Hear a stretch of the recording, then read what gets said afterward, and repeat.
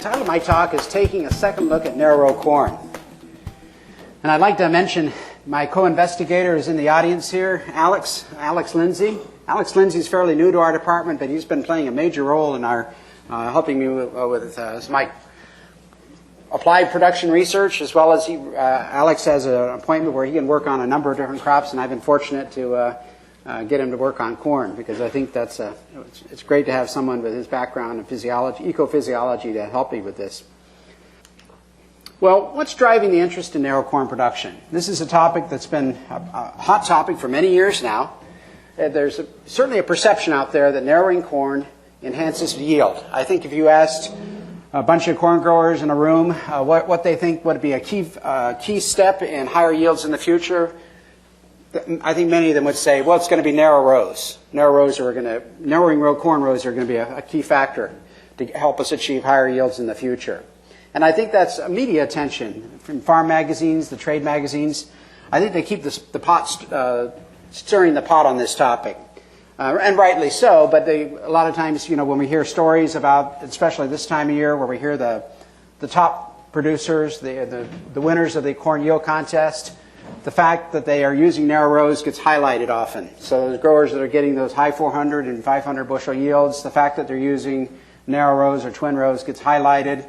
And subsequently that becomes, that there's a perception that factor, that management practice has played a key role in those higher yields. Unfortunately, we aren't able to tease out the contribution that narrow rows make in those high yield environments or those high yield situations. Another factor is higher plant populations. We've seen in the last 10 years in Ohio, we've seen an increase in higher plant populations. In 2016, over 62% of our corn acreage at harvest had final stands of 30,000 plants or more. And 10 years ago, in 2006, only 14% of our corn acreage had final stands exceeding 30,000. So we've seen a big increase in populations exceeding 30,000 plants per acre, and populations, if we look at trend lines, they're talking about, maybe in 20 years we'll be at 40,000 plants per acre. So there's a perception that as we're seeing these higher plant populations increasing, we have higher yielding hybrids that can tolerate more stressful conditions. They do better at higher plant populations. At least that's what we're often told. We have greater availability and marketing of narrow row corn heads and planters, and I think the farm press, again, there's been more reports of more consistent silage yield responses to narrow rows, especially in the eastern U.S. Well, I'm not going to spend all the history of corn research or narrow row corn research is extensive, and I'm not going to spend a lot of time reviewing the past research on this topic and what people have come up with as perceived benefits or advantages with narrow rows, but I'll just point out a few. Narrow rows result in more rapid canopy formation, and sometimes that's listed as a factor that should contribute to higher yields, but typically here in the central corn belt in 30-inch rows, we get a canopy in 30-inch rows that's just as good as 15-inch rows at intercepting photosynthetically active radiation that's required for our optimal yields. The narrow rows promote more efficient collection and utilization of solar energy, and then supposedly this greater interception of solar energy should translate into higher yields. But probably the primary rationale for narrowing row spacings is to reduce within row crowding. If we can reduce crowding within the row, I think a lot of agronomists and farmers agree that this crowding within the row reduces. If we could reduce that crowding, we could enable the plants to compete more effectively for nutrients, water, and light. And this is borrowed one of your slides here, Alex, and this is just a cartoon that kind of demonstrates that. Here with narrow rows, we have a greater distribution of plants per unit area. There's greater seed-to-seed spacing, so you can see with conventional spacing versus narrow rows, we're getting a more equidistant spacing between the plants, and that allows for more efficient utilization of nutrients, light, and water, in theory. And certainly if you look at charts, this is a table that shows the minimum distance between adjacent plants in 30-inch rows, 20, 15-inch, and 30-inch twin rows. And say right now in Ohio we're around 30,000 plants per acre, and we're looking at 7 inches between plants. We go to, say, 15-inch rows, we're going to about 14 inches. So we're increasing the distance between plants with 15-inch rows. And if down the road, we even have growers now that are pushing, say, 36,000 plants per acre. But say down the road, 20 years from now or less, I think for some growers, we're looking at, say, 5 inches between the rows with 30-inch rows at 40,000 plants per acre. We'd have 10 inches using 15-inch rows. So, there's obviously the spacing, it can be documented fairly easily. What's the distribution of narrow rows in Ohio presently? Well, according to the National Ag Statistics Service, it's about less than 20% of our corn acreage is in 5% of our corn acreage is in less than 20-inch rows. And that's very similar to what it is nationally. Nationally, it's about 5%. Most of that's in 20-inch rows, actually. So what I'm going to be talking about today is actually some research we started this year. Alex and I got started on this year, and we're going to be trying to address a question that deals with several questions that confront narrow row corn producers. At the present time, maybe one reason we see only 5% of our corn acres in narrow rows is that the grain yield response to narrow and twin rows is inconsistent. Responses are slightly more positive in the northern corn belt, maybe 3% or more, but they're not consistent necessarily, that much more consistent. But the responses to narrow and twin rows in the central corn belt are negligible, less than 2%. Usually. Now, I know there's some producers out there that indicate that they do get more consistent, that do get higher yields than that. We did a study actually on twin rows several years ago. In 2011, we did a study looking at twin rows. Great Plains came out and planted some research for us, and we did it. Tony Vine did the same study. I don't know, Emerson, if you did that study, looking at twin rows, and I think the consensus, and I think Kansas State was involved in that. And across the states, I don't think any of us saw a response to twin rows. And we looked at populations going up, I think, from 25 to 45,000 plants per acre. And we were looking at DeKalb hybrids that year. So we didn't see any benefits that year. But time has gone by. We haven't looked at 15-inch rows in a number of years. So we have some questions that we want to address in our research at Ohio, which again we initiated this year. Is there a yield advantage for corn planted in narrow rows, in this case 15-inch rows, compared to conventional row spacing, 30-inch rows? And we wanted to look at both grain and silage production. Because in the eastern corn belt, there are reports, as I mentioned before, that growers are finding that there are claims, and there's Cornell and Penn State research that shows that they're getting a differential response with silage and grain using narrow rows. Another question we want to answer is, do hybrids differ in their response to narrow and conventional 30-inch rows? Because this often comes up as a question. We have these new hybrids out there, high-yielding hybrids. Are some of them better suited for narrow corn production? Growers say, well, some of these hybrids, maybe that have more upright leaf architecture, would be better for narrow rows, especially when you're going to higher plant populations. Well, again, it's one of these questions that I think we all get, those of us in extension agronomists get asked about, is that most of our hybrids today have upright leaf types. They're erect or semi-erect leaf types. Very few out there, I think, are floppy. I'm surprised if any are. Really widely used hybrids are like that. Another question that we want to try to address is, does corn planted in narrow rows, 15-inch rows and 30-inch rows, respond differently to seeding rate? Again, this is a question that comes up. Are we using high enough seeding rates to optimize the use of narrow rows? So in 2016, we initiated an experiment with Penn State. Penn State was actually ahead of us here. They initiated this. They started this research in 2015, but we joined them in 2016. We have 4 locations. We have locations in southwest and northwest Ohio at South Charleston and Whiteville, respectively, and then we have 2 central Pennsylvania locations at Rock Springs and Gatesburg. In experiment 1, we're looking at yield response to plant population in narrow rows, and we're looking at, again, we're looking at 15 to 30s, and we're looking at 35, 40, and 45,000 plants per acre. And we're looking at Pioneer brand 0506. I think, Alex, this is a hybrid that one of the Penn State people found had a response to narrow rows. Their preliminary work suggested that. And then the second experiment, we're looking at the yield response of 4 hybrids in narrow rows. And the hybrids we are looking at include the 0506, 105-day hybrid, 106-day hybrid, 111-day hybrid, and 114-day hybrid. So we're spanning quite a range of maturities. We're not going into the ultra-earlies that I talked about this morning. But it's kind of interesting, the 0506 is an Aquamax hybrid, and so is the 1443. It's another Aquamax hybrid. And the 1197 is a hybrid some of you may recognize. It's a hybrid that's done particularly well in some of the yield contests, and as well as in our corn performance trial. It has high yield potential. So again, we're using hybrids in these trials that have demonstrated, especially 1197, that have demonstrated high yield potential. These aren't hybrids just selected based on a potential response to narrow rows.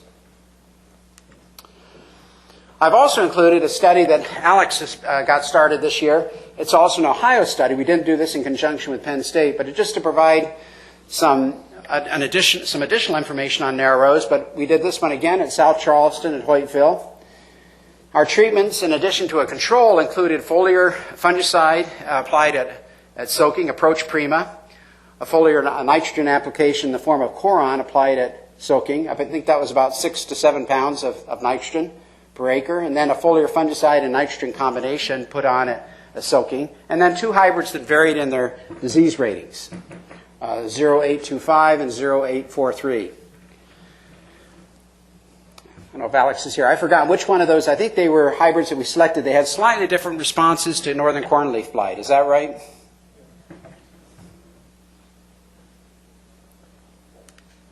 Okay, and we collected, our measurements included grain yield, normalized difference vegetated index, plant and ear height, final population, stock lodging.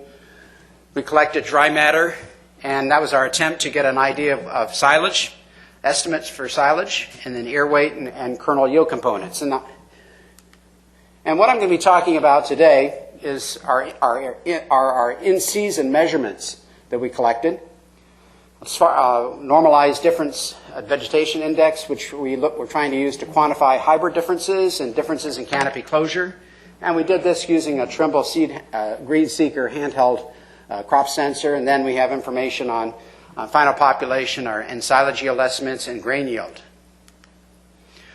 Let me start talking about the information for NDVI that was collected at the V10, the V11 stage, the 10-leaf collar, 11-leaf collar stages for hybrids, planted in 15 and 30-inch rows, again for those 4 hybrids. And for row spacing, we found that at Hoytville, but not at South Charleston, we saw significant differences in the 15 and 30 inches. Our NDVI readings were higher for 15-inch rows. For hybrid, we didn't see any differences at South Charleston, but we did see differences at Hoytville. And we didn't see any interaction at either of the sites. The hybrid responses or the hybrid NDVI levels, we didn't detect differences in hybrid NDVI levels at either location. Well, let's move on to grain yield responses to seeding rate in 15-inch and 30-inch rows. And in this particular figure, we have South Charleston on the left and Hoytville on the right. We have our 3 seeding rates, 35, 40, and 45,000 plants per acre, and our yields here on the y-axis. And we're looking at the 15-inch responses are in red, and the gray indicates the 30-inch responses. And we did see evidence of some differences in response to narrow rows. Now, we also noticed that, I also have a note here. I took out your information on, I think, seeding rate, Alex, but the NDVI was greater for V11 for the 15-inch rows than 30-inch rows. That was true at both locations. And it seemed to me, Alex, that our NDVI readings were usually more consistent for row spacing than they were for seeding rate. But what we found was that the yields in 30-inch rows were optimized at 40,000 plants per acre, and in 15-inch rows at 45,000 plants per acre. Now, the test we did this year gave us an opportunity to look at narrow row responses across some very different environmental conditions. At South Charleston this year, we did have warm, hot, dry conditions in June and July, but they didn't have the impact on crop performance as they did at Hoytville. The yields at South Charleston were almost 100 bushels or 75 bushels greater than they were at Hoytville. Hoytville, on our heavy clay soils, even though we got some rains late in the season, our yields were much lower there. And at Hoytville, we didn't see any differences in response to 15 and 30-inch rows.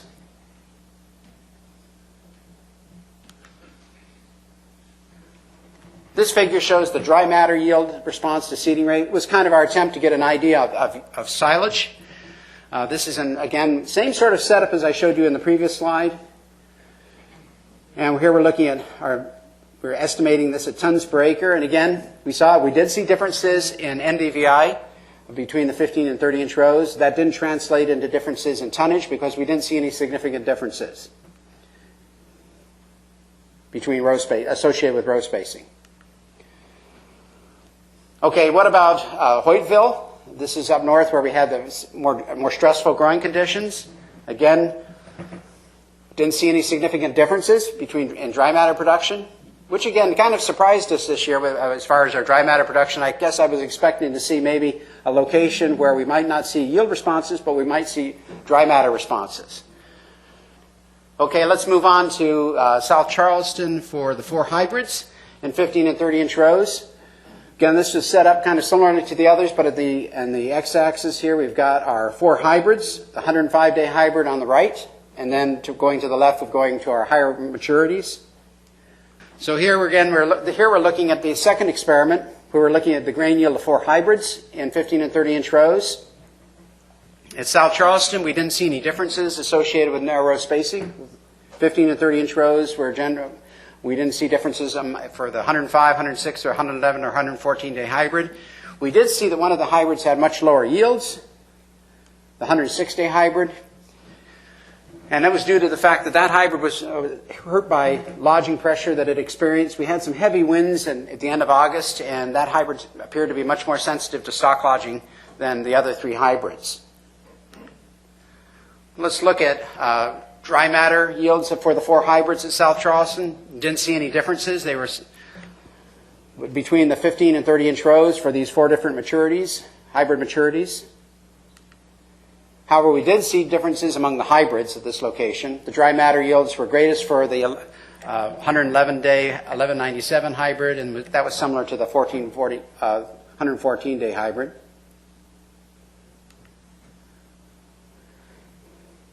And then this figure shows the grain yield of the 4 hybrids in 15 and 30-inch rows up at our northwest location.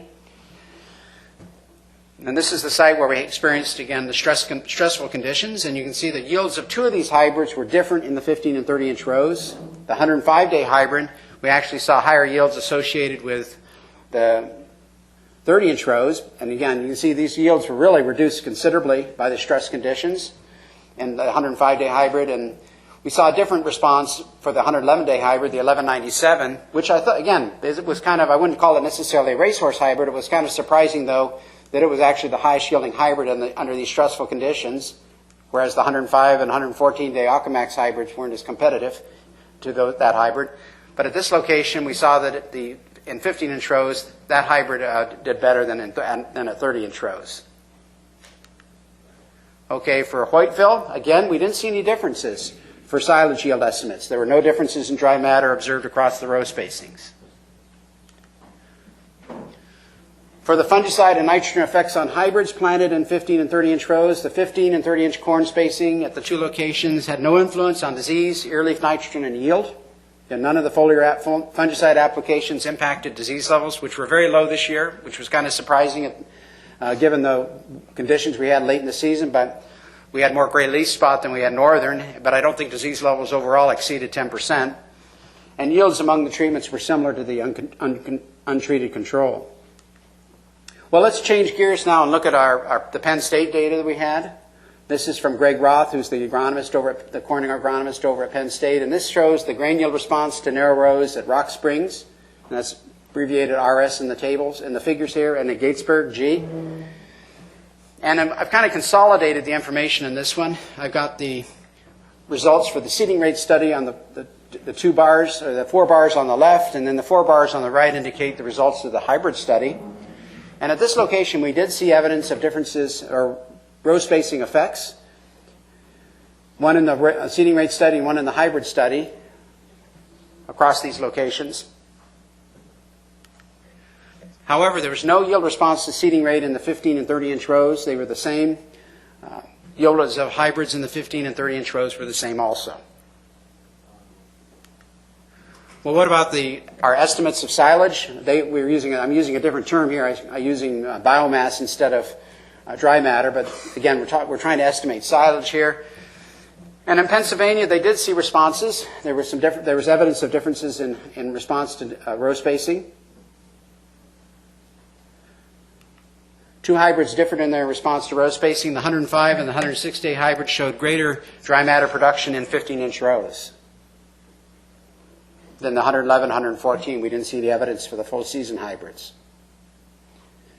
And that was consistent with what the Penn State researchers found in 2015. They saw the 105-day hybrid also showed responses in that year as well. So overall, what did we see this year? This was the first year of what we hope is going to be a 3-year study. The red bars in this figure indicate the Ohio State data. The blue bars indicate the Penn State data. And what I'm trying to show here is the yield advantage in bushels per acre for the 15-inch rows. So you see several asterisks here. And so what we saw in 3 of the 10 field experiments, we saw that the narrowing rows, 15-inch rows, increased yields. In one of the Penn State studies, we were getting close to about 9%. There was a 19-bushel increase. 13-bushel increase in one of the Penn State studies. We had a 4-bushel increase. And we actually had one location where we saw a negative response to narrow rows. So our summary then, answering those questions I mentioned earlier, did hybrids differ in their yield response to 15-inch and 30-inch rows? Hybrids had a differential yield response for grain at Hoytville, but a similar response to row spacing at South Charleston and the 2 Pennsylvania sites. Hybrids had a differential response to row spacing for dry matter at Gatesburg, one of the central PA sites, but a similar response in the Ohio studies and the other Pennsylvania study. The NDVI values at V10 and V11 did not predict grain yield or dry matter yield. Does corn planted in 15-inch rows and 30-inch rows respond differently to seeding rates? Basically, does narrow row production alter the optimum seeding rate? Well, differences in grain yield response to seeding rate at 15 and 30-inch rows were evident only in one study. The optimum seeding rate was greater in narrow rows. Yield at the optimum seeding rate was similar regardless of row spacing. Is there a yield advantage for planting corn in 15-inch rows compared to 30-inch rows? In Ohio, the grain yield was increased in 1 of the 4 studies, decreased at 1 of the 4 studies. In Pennsylvania, grain yield was increased in 2 of the 4 studies. In dry matter, yields were increased in 2 of the 10 studies, and those were both in Pennsylvania. So 2016 provided us with a range of growing conditions.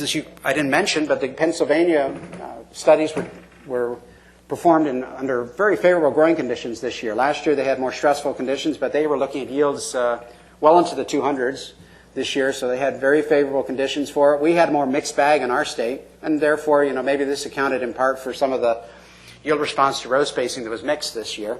And we plan to try to do the study in 2017 and 2018. We received a DuPont Pioneer Crop Management Research Award grant to conduct this study. And we also were very fortunate to use a 15-inch corn head that we borrowed from Michigan State. And that made life a lot easier. We didn't have to hand harvest these plots.